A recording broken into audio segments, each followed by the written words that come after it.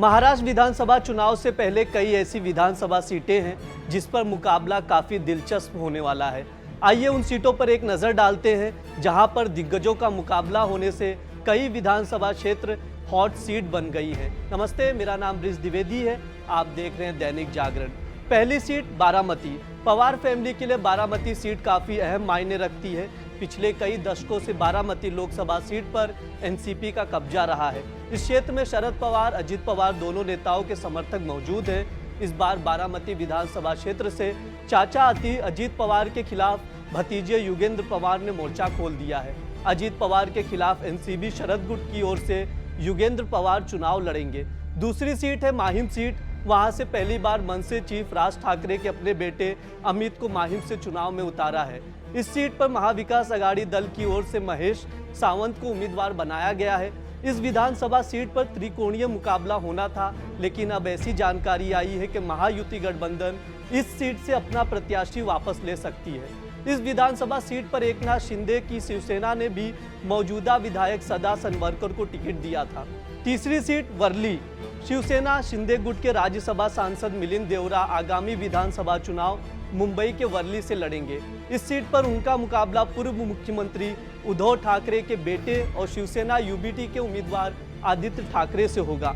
मुख्यमंत्री एकनाथ शिंदे के नेतृत्व वाली शिवसेना ने मिलिंद को शिवसेना उम्मीदवार बनाने की घोषणा की।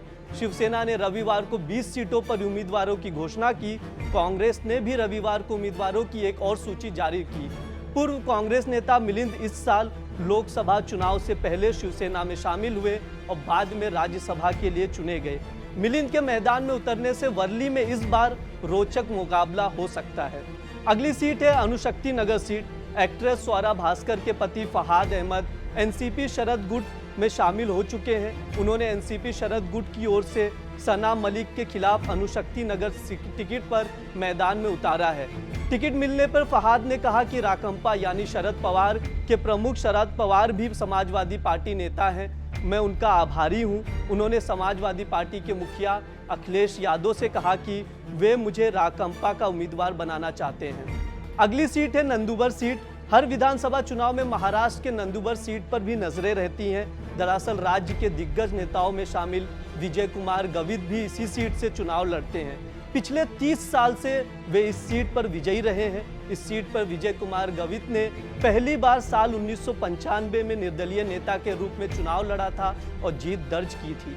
इसके बाद 1999 में 2004 और 2009 का चुनाव राष्ट्रवादी कांग्रेस पार्टी के टिकट पर चुनाव लड़ा और जीत हासिल की।